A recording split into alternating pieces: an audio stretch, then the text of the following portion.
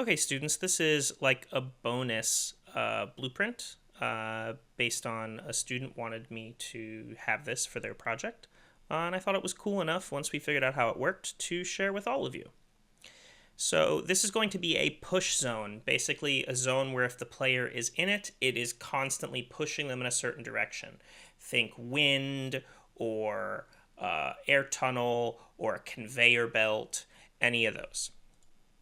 So we're going to make a new blueprint class, actor. I'm going to call this BP push. I'm going to go ahead and open BP push.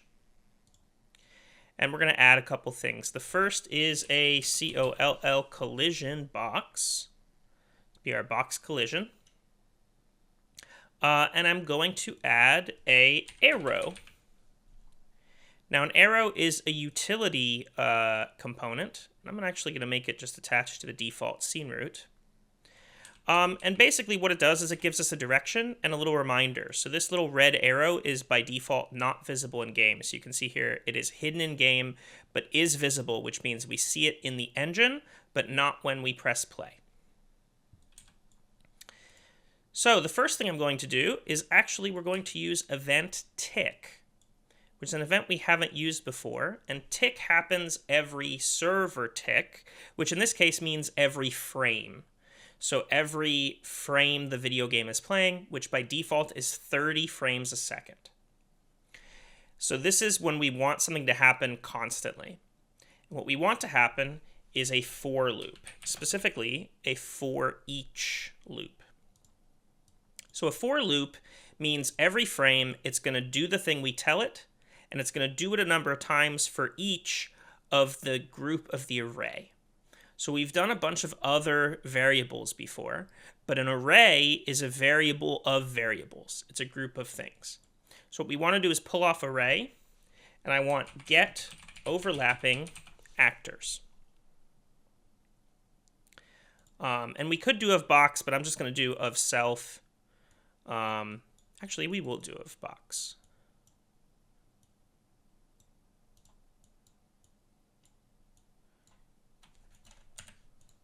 So let's see if that works better anyway. Get overlapping actors of box.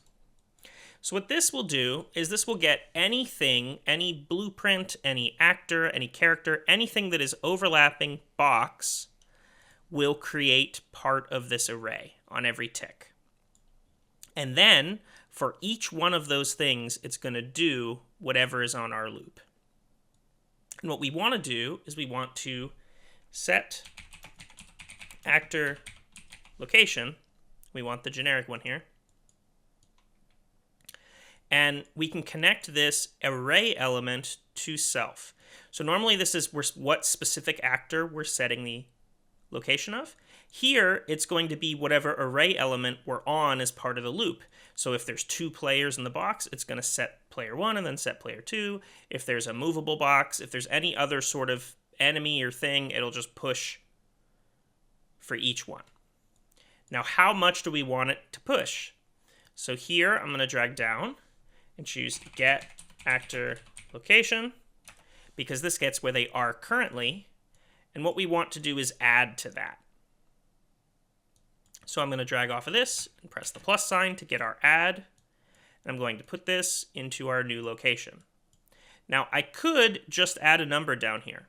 If I always wanted the box to push in the X direction, I could just give it an X of 2, and that would work. But as always, as we've done on this project, I want blueprints that can work in multiple situations. So if we just stopped here and said, oh, we want to have it push us on 2 in the X, it will do that, but then that is its only use. Let's go ahead and test that right now.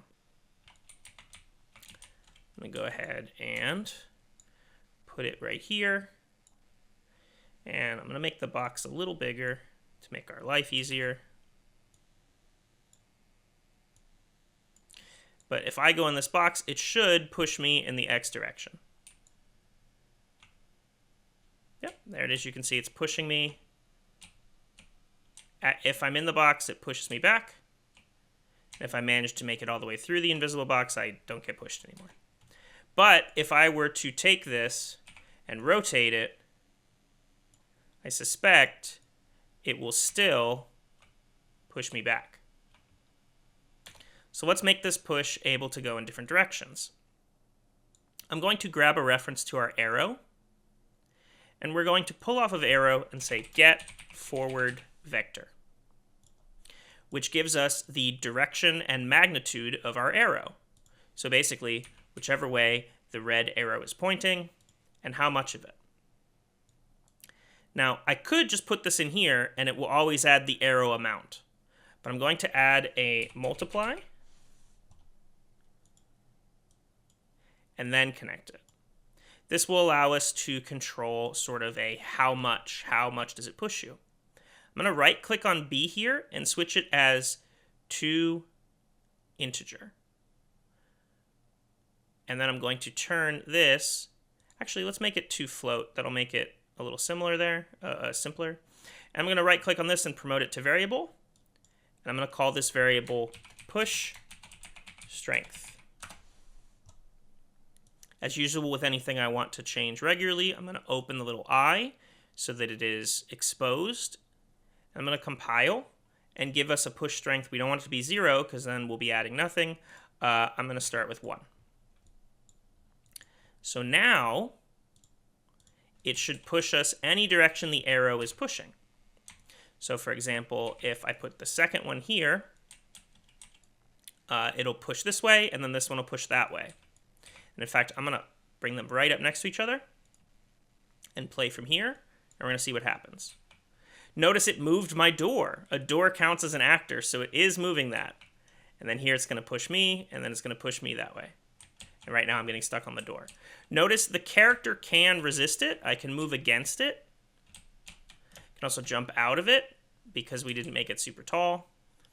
So it's basically a push zone. And yeah, keep in mind, because our little door here is touching this little zone, it is, in fact, grabbing it and pushing it there. So keep that in mind. I'm going to go ahead and get rid of this door for now. Now, this is done at this point. This functions. You can control the strength by changing the push strength over here to make it push you faster. But it doesn't have like a visual here that helps. And there's any number of visuals you can have. You can have like a moving pattern on your material to sort of make it seem like a conveyor belt. I went in the previous fab video and I downloaded this spline effects, which gives us this cool, I'm going to use this wind. And this is just an effect, it's separate. And it would let me, I have this spline that sort of shows wind pushing. And if I aim it in the direction of my little push zone here, it should hopefully tell the player that they're going to be pushed. I can also go into the blueprint itself of this, the Niagara, excuse me. I can go into the Niagara effect here and make some changes. I'm going to make the width bigger so we can sort of definitely see the wind as it goes by, and we can play with stuff like its speed and some other stuff. And now if I play from here, we can see there's this little effect there that shows that it's going to push the character along it. So something to make sure the player knows what's happening. That's what I would use in a pinch. And there's some other ones here. This was like a particle flow. You can see, same idea. It gives this sort of like windy push. And I would then, you can grab the spline points and make it point wherever way you want it to be sort of your little push zone.